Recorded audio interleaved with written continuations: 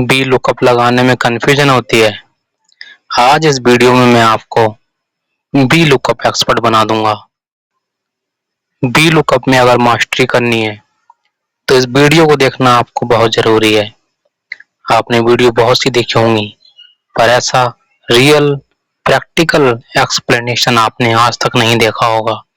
B lookup को इतना easy बना दूंगा कि आपने सोची भी ना होगी। तो चलिए शुरू करते हैं।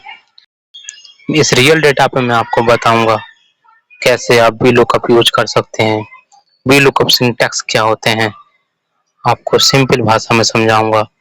आर्ग्यूमेंट्स क्या होता है, कैसे हम बी लुकअप में आर्ग्यूमेंट्स अप्लाई करते हैं, लुकअप वैल्यू क्या होता है, टेबल एरे क्या होता है, कॉलम इंडेक्स क्या होता है, कैसे आप 100% एग्जैक्ट मैच अपने फॉर्मूला में ला सकते हैं। मेरे पास एक टेबल में डेटा है जिसमें employee code, employee name, department और सैलरी है। दूसरी शीट में मेरे पास सिर्फ एम्प्लॉय कोड है। मैं इस एम्प्लॉय कोड के साथ आपको इस शीट में डिपार्टमेंट, एम्प्लॉय नेम, सैलरी कैसे सामने फैच करनी है, वो भी 100% एक्यूरेसी के साथ। यहाँ पर मैं आपको एम्प्लॉय नेम, डिपार्टमेंट और सैलरी के कॉलम में ऐड कर रहा हूँ ताकि आपको आसानी से समझा सकूं। जो डेटा मेरी डेटा शीट में है उस डेटा को मैं बी लुकअप यूज शीट में करके दिखाऊंगा। एम्प्लॉय कोड आपको इस शीट में भी दिखेगा और जो डेटा शीट है उसमें भी दिखेगा। तो इसी एम्प्लॉय कोड के साथ मैं आपको उस शीट से एम्प्लॉय नेम, डिपार्टमेंट और सैलरी फैच करके दिखाऊंगा। सबसे पहले हमें लगाना होता है इज इक्वल टू का साइन। किसी भी फॉर्मूला को स्टार्ट करने के लिए इज इक्वल टू या प्लस आप कोई भी एक सिंबल यूज कर सकते हैं किसी भी फॉर्मूला को स्टार्ट करने के लिए। एक्सेल में मैं इज इक्वल टू का यूज कर रहा हूँ, इसके साथ लिख रहा हूँ बी लुकअप। और लुकअप वैल्यू वो वैल्यू होती है जिससे हमें डेटा फाइंड करना होता है। जैसे मैंने एम्प्लॉय आईडी सिलेक्ट किया। अब हम बात करेंगे टेबल एरे, मतलब कि हमें किस टेबल से डेटा एक्सट्रैक्ट करना है, हमारी टारगेटेड शीट कौन सी है जहाँ से हमें डेटा निकालना है। मर्ज सेल से यहाँ बचने के लिए मैं सिंपली एम्प्लॉय आईडी और एम्प्लॉय नेम ही सिलेक्ट करूँगा, क्योंकि सबसे पहले मुझे एम्प्लॉय नेम फाइंड करना है। आप चाहें तो कंप्लीट शीट भी सिलेक्ट कर सकते हैं। टेबल एरे में मैंने सिलेक्शन लिया एम्प्लॉय कोड और एम्प्लॉय नेम का। अभी हमसे पूछ रहा है को इंडेक्स नंबर।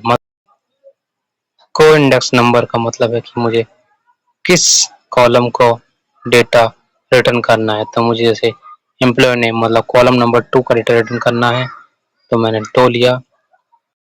रेंज लुकअप मतलब कि एग्जैक्ट वैल्यू के लिए मुझे यहाँ पे 0 लिखना होगा ताकि परफेक्ट 100% डेटा मैच हो। मैंने 0 लिख के ब्रैकेट क्लोज किया और एंटर किया। रिजल्ट आपके सामने है। एम्प्लॉय नेम हमें दिख रहा है। एक बार हम मैच करते हैं कि एम्प्लॉय नेम जो हमारे लिए आया है अमित शर्मा, एम्प्लॉय कोड 01 के साथ क्या वो मैच करता है हमारी शीट से। एक बार डेटा शीट में जाकर चेक करेंगे हम। हाँ, एम्प्लॉय 01 के सामने अमित शर्मा नेम है, मतलब कि फॉर्मूला हमारा 100% वर्क कर रहा है। साथ में मैं नीचे भी इसको पेस्ट करके देखूंगा एक बार क्या डेटा काम कर रहा है। नेहा वर्मा एम्प्लॉय 02 पर आई है, तो क्या शीट में नेहा वर्मा एम्प्लॉय 2 पर है? हाँ, नेहा वर्मा एम्प्लॉय 2 पर है। मैं इस फॉर्मूला को ड्रैग कर दूंगा सारे एम्प्लॉय कोड के साथ ताकि सभी एम्प्लॉय कोड के सामने उनके एम्प्लॉय नेम आ जाएं। तो बी लुकअप से कितना इजीली मैंने एम्प्लॉय कोड के सामने उसका नेम लिख दिया। एक बार मैं डेटा मैच करके दिखाने के लिए आपको एम्प्लॉय नेम और डेटा शीट से एम्प्लॉय नेम से मैं मैच करके दिखाऊंगा। देखिए सारी वैल्यू ट्रू आ रही है, मतलब कि 100% नेम हमारे मैच हुए हैं। अब मैं आपको ऐसे ही डिपार्टमेंट एक बार बी लुकअप के थ्रू फैच करके दिखाता हूँ। अभी मैंने एम्प्लॉय नेम किया था, अब हम डिपार्टमेंट लेते हैं। फॉर्मूला लिखने के लिए इज इक्वल टू लगाया, बी लुकअप लिखेंगे क्योंकि हम बी लुकअप का फॉर्मूला लगा रहे हैं। बी लुकअप लिखेंगे लुकअप वैल्यू क्या है, वही हमारा एम्प्लॉय कोड जिसके सहारे हमें डेटा लेके आना है। टेबल एरे, डेटा किस टेबल से लेके आना है। आपकी जो शीट है वो सेम एक्सेल शीट में हो सकती है, सेम एक्सेल फाइल में हो सकती है, या अलग एक्सेल फाइल में भी हो सकती है। यहाँ पर मैंने वो जो टेबल एरे है पूरा सिलेक्ट किया और कॉलम इंडेक्स नंबर 3 लिखा, क्योंकि डिपार्टमेंट मुझे पता है कॉलम नंबर से मतलब 3 पर है। और 100% मैच के लिए मैं 0 लिख के ब्रैकेट क्लोज करके एंटर करूंगा। आप देखेंगे जैसे ही मैंने एंटर प्रेस किया, डिपार्टमेंट एम्प्लॉय कोड के साथ मैच करा। मैंने पूरा फार्मूला ड्रैग किया, सारे डिपार्टमेंट आ गए और कॉपी करके मैंने डेटा पेस्ट किया, तो सैलरी भी मेरी 100% मैच हो गई। इस तरह से आप भी लुकअप का फार्मूला बहुत ईजी से लगा सकते हैं और अपने काम को आसान बना सकते हैं। वी लुकअप का एक और यूज दिखाता हूँ मैं आपको। जैसे मेरे पास ये टेबल बनी हुई है, एम्प्लॉय इन्फॉर्मेशन सर्च सिस्टम। यहाँ पर मैंने एम्प्लॉय को आईडी, यहाँ पर मैंने employee ID, employee name, department और सैलरी लिखा हुआ है। मैं सिंपली एम्प्लॉय आईडी में अगर एम्प्लॉय आईडी लिखता हूँ तो एम्प्लॉय नेम, डिपार्टमेंट और सैलरी खुद से फैच हो जाएंगे। जैसे मैं कोई भी एक कोड लिख रहा हूँ, एम्प्लॉय 004। अब यहाँ देखिए एम्प्लॉय 004 में अब प्रिया गुप्ता, डिपार्टमेंट एडमिन, सैलरी दी हुई है, तो ये सेम डेटा हमारा यहाँ फैच होकर आना चाहिए। देखिए प्रिया गुप्ता, एडमिन और 38,000 रुपये सैलरी इनकी हमारी फैच हो गई। आप कोई भी एम्प्लॉय कोड डालेंगे, यहाँ मैंने सिंपली वी लुकअप का यूज किया है।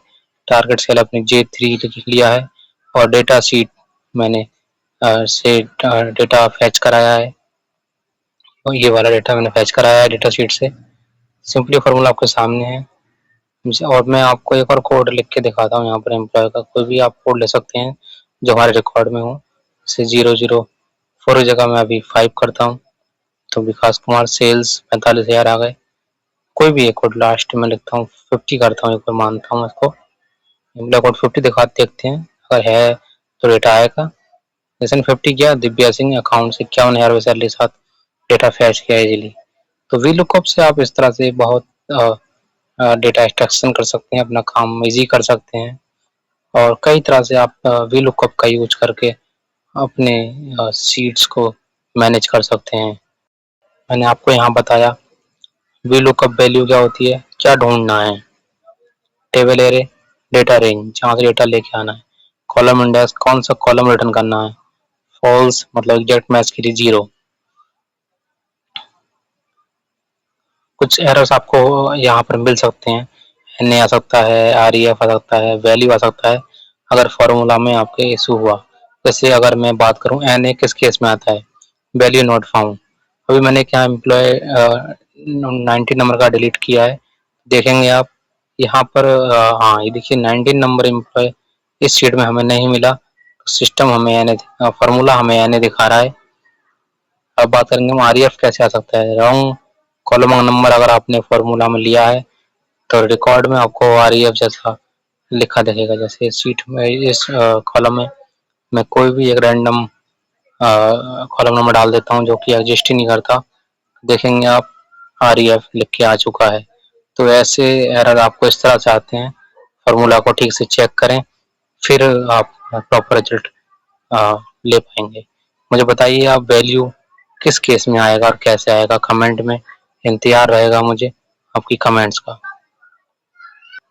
बने रहिए हमारे साथ, सब्सक्राइब कीजिए चैनल हमारा, वीडियो लाइक कीजिए, कमेंट कीजिए, ताकि फ्यूचर में हम आपके लिए ऐसे ही सिंपल और महत्वपूर्ण जानकारी और ट्रिक्स एंड टिप्स आपको हम बता पाएं। धन्यवाद।